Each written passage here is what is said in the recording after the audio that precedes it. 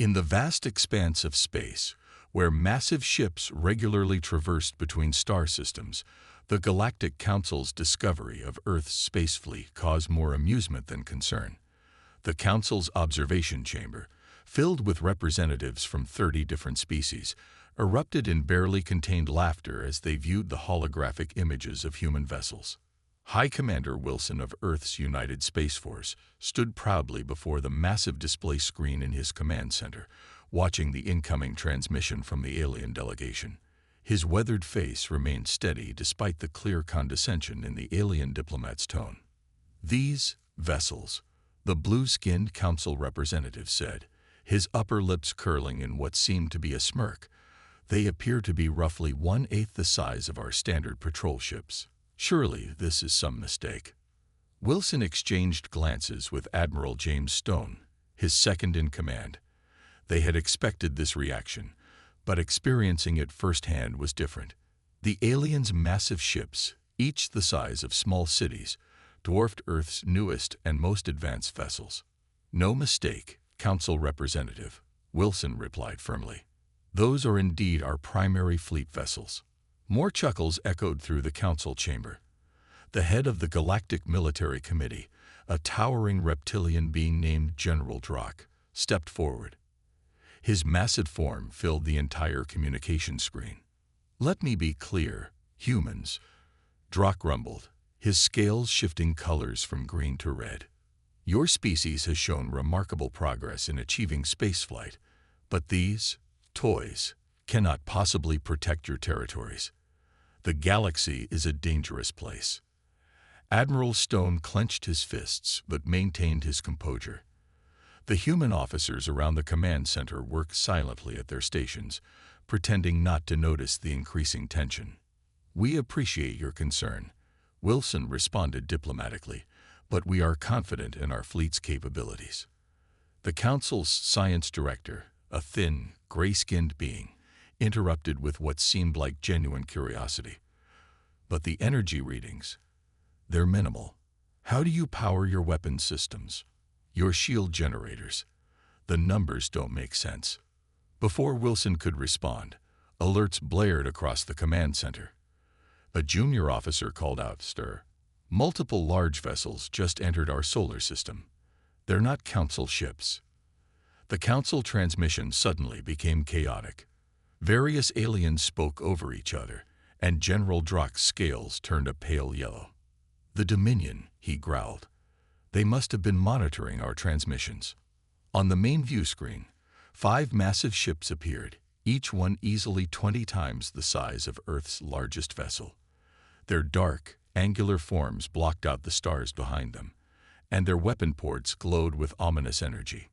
"Humans," a new voice boomed through the communication channels. "I am Supreme Commander Krall of the Dominion Empire. We have observed your modest fleet. Your territory now falls under our protection. Resistance would be unfortunate." Wilson and Stone shared another look, this one heavy with meaning. They had prepared for this possibility, but not so soon. The council representatives watched in apparent concern as the situation unfolded. "Supreme Commander," Wilson replied calmly, "we respectfully decline your offer of protection. Earth's territory will remain independent." Krall's laughter boomed through the speakers. "Independent? With those tiny ships? Your entire fleet couldn't damage even one of our support vessels. You have 30 Earth days to reconsider. After that." The threat hung in the air as the transmission cut off. The council representatives looked genuinely worried now. "High Commander Wilson," the science director said quickly, "perhaps we can arrange for some of our member species to provide you with proper defensive capabilities." Wilson stood straighter, a slight smile playing at the corners of his mouth. "That won't be necessary. We can handle this situation." As the council transmission ended, Stone turned to Wilson. "Should we show them what our tiny ships can really do, sir?" Wilson nodded, his smile growing wider. "Not yet, Admiral. Let them keep underestimating us. They'll learn soon enough why that's a mistake." He turned to address the command center. "Begin Operation Small Wonder. It's time to show the galaxy why size isn't everything. Around Earth, hundreds of tiny ships began powering up their systems, their true capabilities still hidden from alien sensors. The galaxy was about to learn an important lesson about humanity. Never judge a species by the size of their ships. The news of the Dominion's ultimatum spread quickly through Earth's military command. Inside the massive underground bunker of Global Defense Headquarters, representatives from every space-capable nation gathered for an emergency meeting. The mood was tense, but not fearful. High Commander Wilson stood at the front of the room, his uniform crisp despite the late hour. Behind him, a holographic display showed the positions of the Dominion's massive ships, still hovering at the edge of the solar system like dark clouds before a storm. "Ladies and gentlemen," Wilson addressed the room, "we've spent 10 years preparing for this moment. The Dominion thinks they're dealing with an inferior force. Let's discuss how we're going to prove them wrong." Admiral Stone activated a secure holographic display, showing Earth's true fleet positions, hidden in asteroid fields, concealed behind moons, and masked by specialized stealth systems. Hundreds of small ships waited for orders. The Dominion's ships rely on their size for both intimidation and power, Stone explained, pointing to the tactical display. But they've never faced an enemy like us. Their sensors are calibrated for ships their size. They literally can't track our vessels effectively. A general from the Asian coalition raised his hand. "What about their weapons? One hit from their main cannons could destroy our ships." Wilson smiled. "That's assuming they can hit us." He pressed a button, and the display showed a simulation of Earth's ships in action. Our vessels aren't just small, they're fast. The Dominion's targeting systems were designed to track capital ships, not what they consider fighter-sized vessels. Throughout the room, military leaders watched with growing confidence as Wilson detailed their battle strategy. Years of careful planning and secrecy were about to pay off. Meanwhile, aboard the Dominion flagship, Supreme Commander Krall reviewed the scans of Earth's fleet with growing contempt. His massive form towered over his bridge crew as they analyzed the data. "Pathetic," he growled, his sharp teeth gleaming under the bridge lights. "Their largest ship is barely bigger than our crew shuttles. How did such a primitive species even achieve spaceflight?" His science officer, however, looked troubled. "Sir, something's odd about these readings. The energy signatures don't match any known configuration, and our deep scans can't penetrate their hull material." "It doesn't matter." Krall dismissed the concern with a wave of his clawed hand. "No species has ever resisted the Dominion and survived. These humans will learn their place." Back on Earth, final preparations were underway. In hidden shipyards across the solar system, engineers and technicians worked around the clock, fine-tuning Earth's secret weapons. Inside each tiny ship, systems far more advanced than anything the Dominion could imagine hummed with power.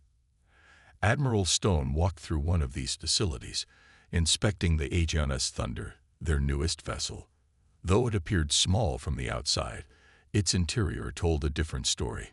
Quantum compression technology, humanity's greatest breakthrough, allowed them to fit massive power systems into incredibly small spaces.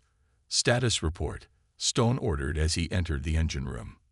The chief engineer looked up from his console with pride. "All systems green, sir. The new compression drives are operating at 110% efficiency. The Dominion won't know what hit them."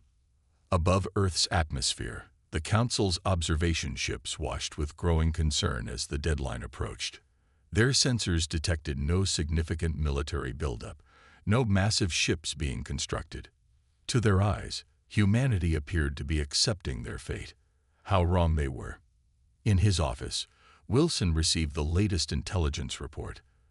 The Dominion was mobilizing additional forces, clearly expecting Earth to either surrender or attempt some desperate, futile resistance.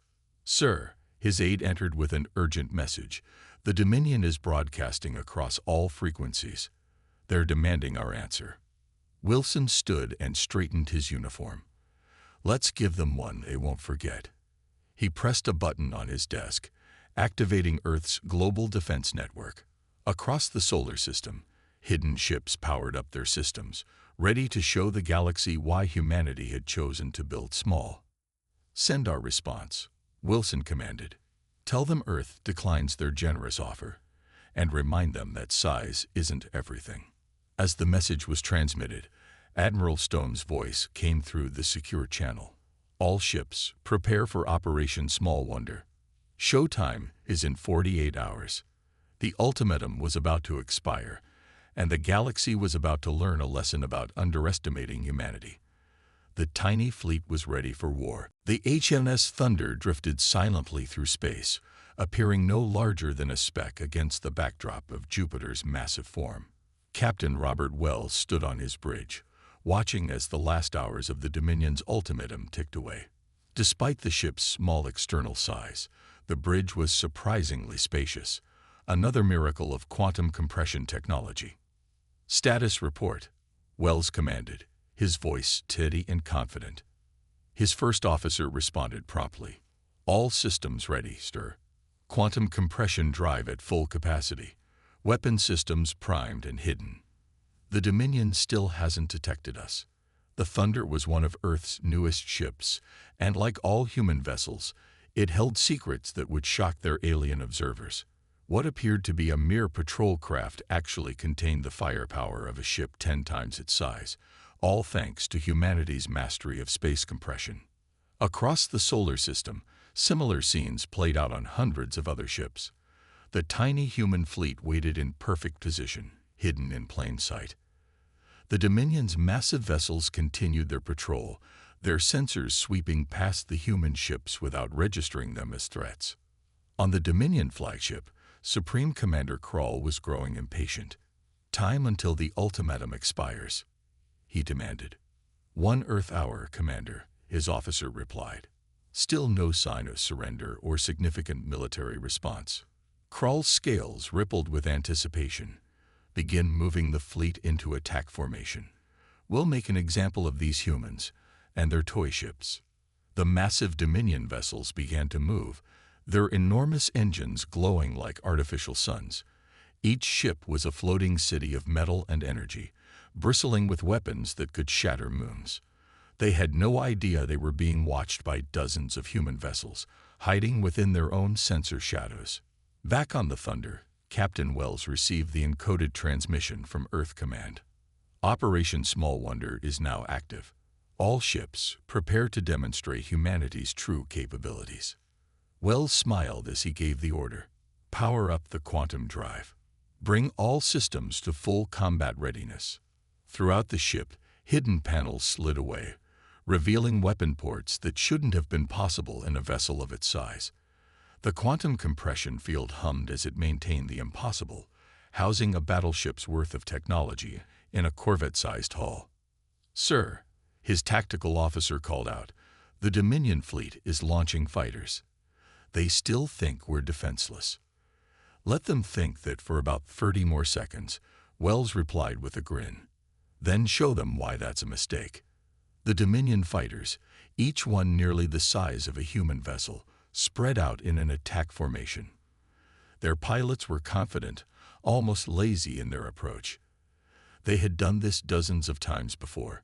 Subjugate the primitive species, establish dominance, move on to the next target.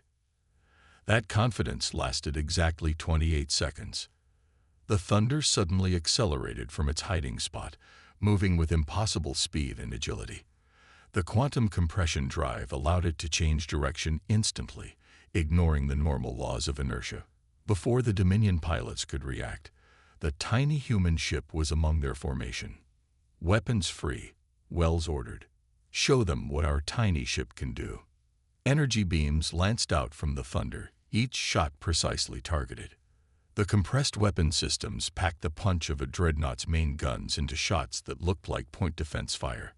3 Dominion fighters exploded before they could even register what was happening. Across the solar system, hundreds of other human ships revealed themselves, each demonstrating the same impossible capabilities. Small vessels danced between Dominion ships, their compressed drives allowing them to pull maneuvers that defied physics as the aliens understood it. On his flagship, Krall watched in horror as his sensor displays lit up with hundreds of new contacts. "Impossible," he roared. "Where did they come from? How are they moving like that?" The thunder shot past his flagship's bridge, close enough for Krall to see it clearly.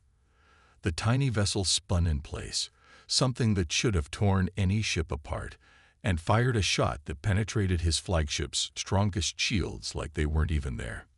"Sir," Wells' tactical officer reported with satisfaction, "the Dominion fleet is in complete disarray. They can't track our movements, and their weapons can't lock onto us. We're too small and too fast." Wells nodded, watching as his tiny ship continued to wreak havoc among the massive alien vessels. "Send a message to all human ships. Operation Small Wonder is a go. Show the galaxy why humanity chose to build small." The space around Earth's orbit lit up with explosions and weapons fire as humanity's tiny fleet began teaching the Dominion a very big lesson about underestimating their opponents. The Dominion fleet's response to humanity's surprise attack was as massive as their ships. Hundreds of reinforcements poured through their jump points, filling Earth's solar system with warships that dwarfed planets. From Earth's surface, civilians could see the massive vessels as bright spots in the daylight sky, like new stars appearing. Admiral Stone watched from his command center as the tactical display showed the overwhelming numbers of enemy ships. Any other species would have surrendered at the sight. He smiled. "All ships, execute attack pattern Delta," he ordered. "Show them what Earth's fleet can really do." The HMS Thunder led the charge, Captain Wells at the helm. His tiny ship accelerated straight toward a Dominion dreadnought, a vessel so large it could have housed a small city. The dreadnought's weapons blazed, filling space with energy beams and plasma torpedoes. Not a single shot hit the Thunder. "They still can't track us properly," Wells' tactical officer reported with satisfaction. "Their targeting systems are designed for capital ships. We're too small and fast for their computers to handle." The Thunder weaved through the barrage like a dancer, its quantum compression drive allowing it to make turns that violated the normal laws of physics. Behind it, 50 other human ships followed, creating a formation that looked like a swarm of insects attacking a bear. On the Dominion flagship, Supreme Commander Krall was losing his composure. "How?" he roared as another of his massive ships reported critical damage from the human attacks. "How are they doing this?" His science officer worked frantically at his station. "Sir, they're ships. They're generating energy readings that should be impossible for their size. It's like they're bigger on the inside." "That's impossible." Krall slammed his fist on his command chair. "No species has ever managed to compress space itself." But the evidence was undeniable. The human vessels struck with weapons that should have been too large to fit in their hulls. They carried shields that should have required generators 10 times their size. And they moved with an agility that made the mighty Dominion fleet look like it was standing still. Back on the Thunder, Wells coordinated with other ship captains as they executed their battle plans. "Target their engine cores," he ordered. "Show them why quantity isn't quality." The human ships moved in perfect coordination, their small size allowing them to approach from angles the Dominion ships couldn't defend. Each strike was precisely calculated, their compressed weapon systems delivering devastating blows to critical systems. A Dominion battleship exploded spectacularly as 3 human vessels hit it simultaneously. The blast was large enough to damage nearby Dominion ships, but the human vessels simply dodged the debris with their superior maneuverability. In Earth's command center, Admiral Stone received reports from across the battlefield. "Sir, the Dominion's front line is breaking. Their ships are starting to retreat." Stone nodded grimly. "Press the advantage. Don't let them regroup." The human fleet surged forward, their tiny ships moving through the gaps in the Dominion's formation.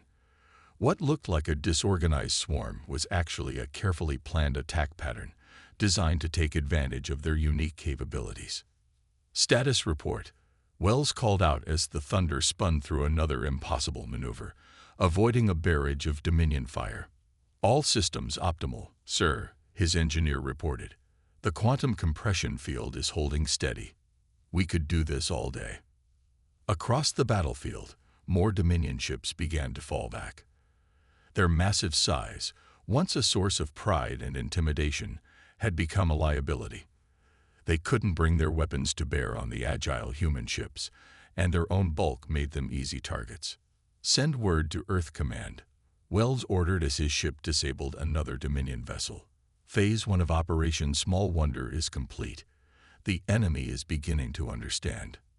In the command center, Stone watched with satisfaction as the mighty Dominion fleet retreated in disarray. But he knew this was just the beginning. Send the message to all ships, he commanded. Well done on the first strike, but stay alert.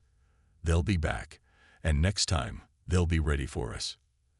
As the last Dominion ships fled the solar system, humanity's tiny fleet regrouped, preparing for the battles to come. They had won the first engagement, but the war was far from over. Still, they had proven one thing beyond doubt. In space combat, bigger definitely wasn't better. 3 days after their first defeat, the Dominion returned with a vengeance. This time, their fleet was twice as large, and they had modified their weapons to target smaller vessels. Thousands of massive ships filled the space around Jupiter, their hulls gleaming with new sensor arrays and tracking systems. But humanity was ready. They think they've figured us out, Captain Wells said from the Thunder's Bridge, watching the enormous fleet approach. Let's show them how wrong they are. Admiral Stone's voice came through the command channel. All ships, initiate Operation Mosquito. Show them that adaptation goes both ways. The human fleet had also made changes. Their quantum compression technology now allowed them to shrink their ships even further when needed, making them even harder to hit. As the Dominion fleet advanced, the human vessels seemed to flicker and shrink. Compression fields at maximum, Wells' engineer reported. We're now reading as smaller than their fighter craft. The Dominion's new targeting systems, designed to track small ships, suddenly found themselves trying to lock onto targets that seemed impossibly tiny. Their massive ships fired endless barrages of weapons, but hit nothing but empty space. Supreme Commander Krall watched in growing horror as his fleet's new tactics failed. Impossible. We spent 3 days recalibrating our entire weapons network. His tactical officer's voice shook as he reported, Sir, the human ships, they're even smaller than before. Our targeting computers can't keep up with the size changes. The Thunder led a squadron of ships straight through the Dominion's front line. Their compressed weapon systems had also been upgraded, now capable of firing from multiple angles simultaneously. What looked like single shots split into dozens of energy beams, overwhelming the enemy shields. Target their command ships, Wells ordered. Let's show them what happens when you bring a bigger gun to a smarter fight. Human vessels swarmed around the massive Dominion flagships like angry bees. Their quantum drives allowed them to move in ways that defied normal space physics, appearing to be in multiple places at once. The Dominion crews, trained to fight traditional battles against similar-sized ships, found themselves completely outmatched. On Earth, High Commander Wilson watched the battle unfold with satisfaction. Send the signal to begin Phase 2, he ordered. Suddenly, the human ships began working in perfect coordination. What had looked like chaos was revealed as an intricate battle dance.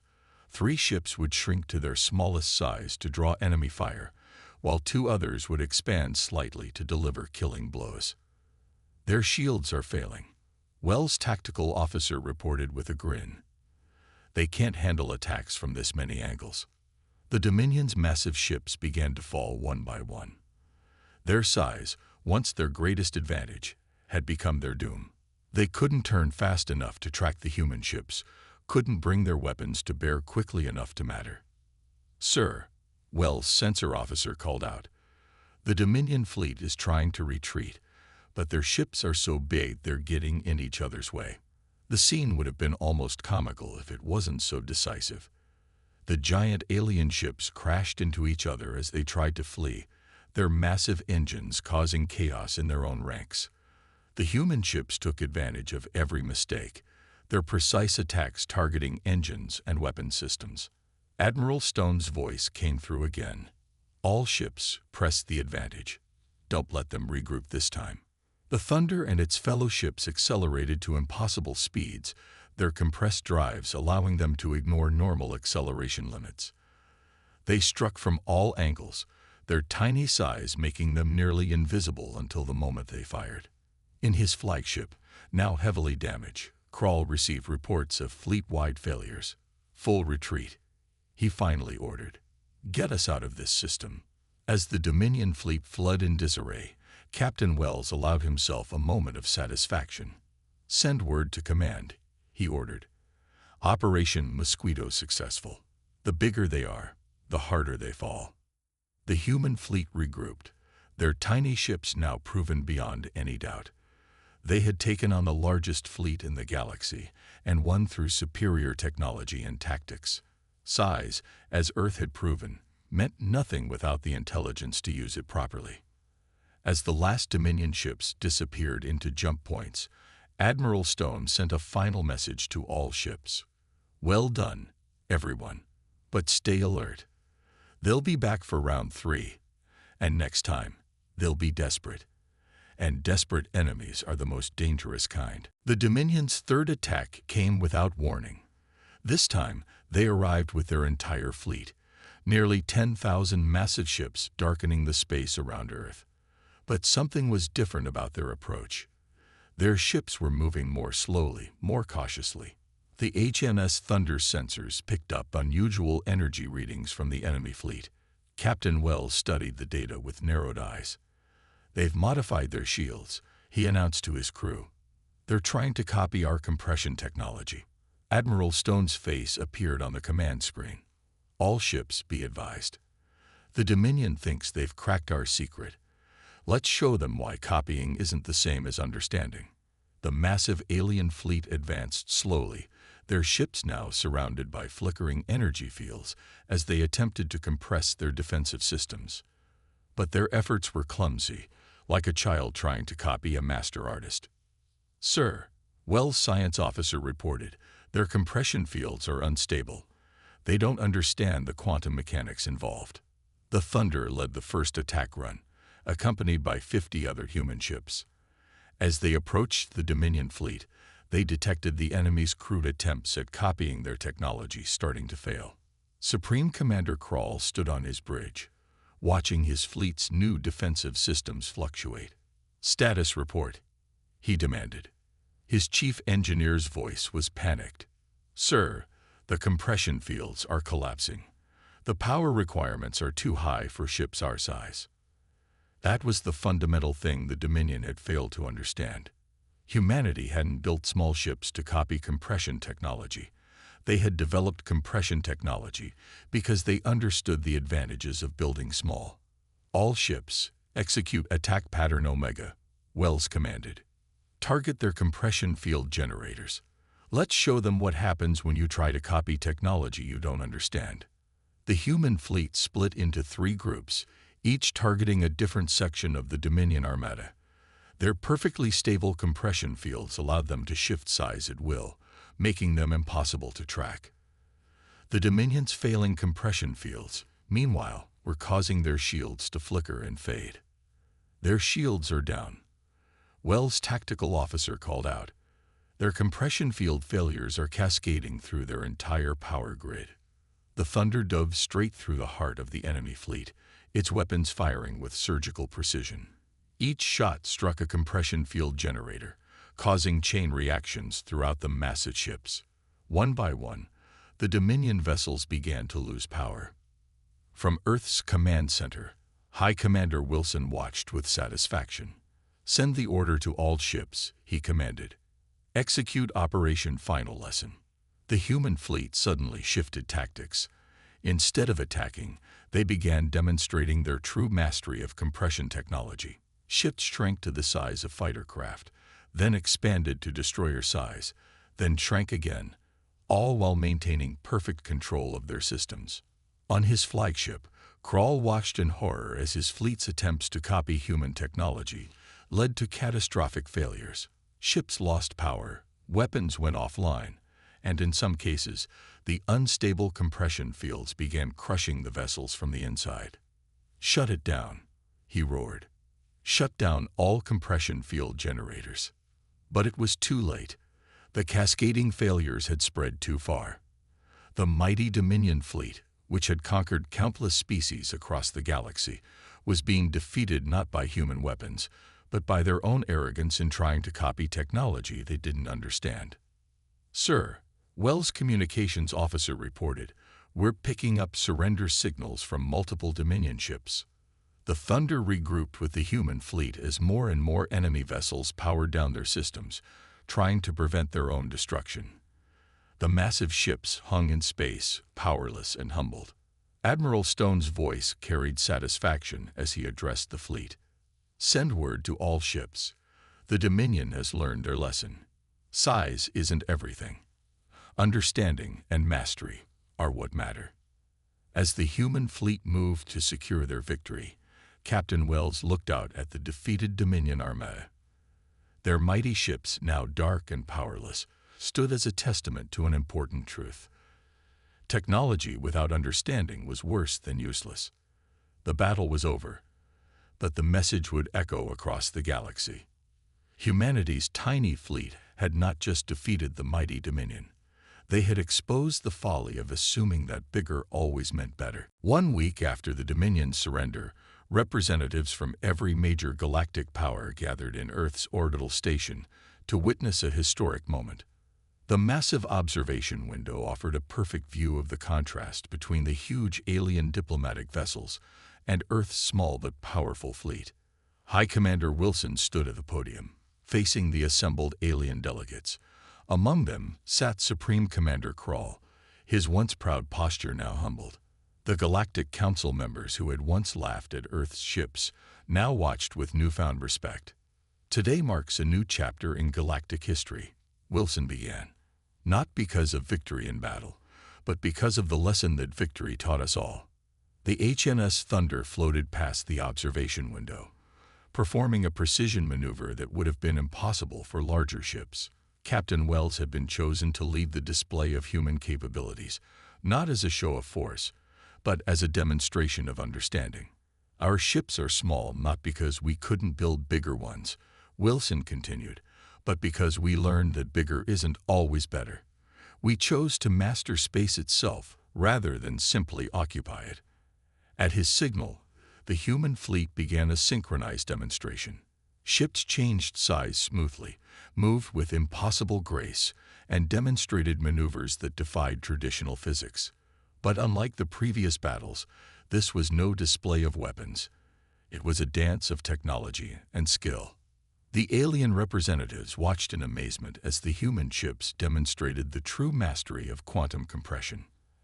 Admiral Stone, standing beside Wilson, could see the understanding finally dawning in their eyes. "The Dominion Empire," Wilson addressed Krall directly, "tried to copy our technology without understanding its principles. That failure taught us all an important lesson. True strength comes from knowledge, not size." Krall stood, his massive frame casting a shadow across the podium. "We were wrong," he admitted, his voice carrying across the silent chamber. "We thought size and power were the same thing. Earth has proven otherwise." The Galactic Council's science director stepped forward, excitement evident in his movements.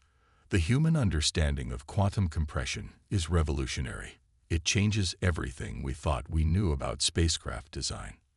Wilson nodded. "And we're willing to share this knowledge, under the right conditions. The galaxy must understand that no species, no matter how small their ships or territory, should be underestimated." Outside, the Thunder led another formation of ships in a complex maneuver. They moved like a school of fish, flowing around the massive alien vessels with perfect precision. The contrast couldn't have been clearer. The future of space travel wasn't about building bigger ships, but about building smarter ones. "The treaty we're signing today," Wilson continued, "isn't just about peace between Earth and the Dominion.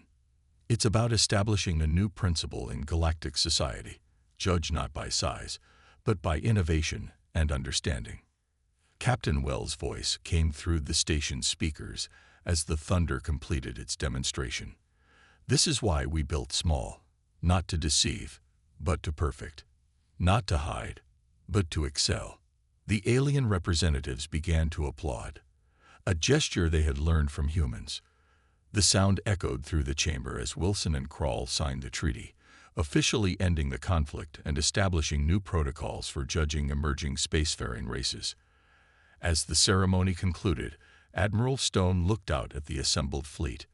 The human ships might have looked tiny next to the alien vessels, but everyone now understood the truth. They represented the most advanced space technology in known space. Let this be remembered, Wilson said in closing, as the day the galaxy learned that true power lies not in how large you can build, but in how well you understand what you have built. The Thunder performed one final maneuver, leading Earth's fleet in a precise formation. Their small size, once a source of mockery, now commanded respect throughout the galaxy. They had proven that humanity's greatest strength wasn't in building bigger ships, but in building smarter ones. As the diplomatic proceedings ended, messages were already spreading across the galaxy. Beware the species with small ships. They might just understand something you don't. The age of massive ships was ending. The era of human innovation had begun.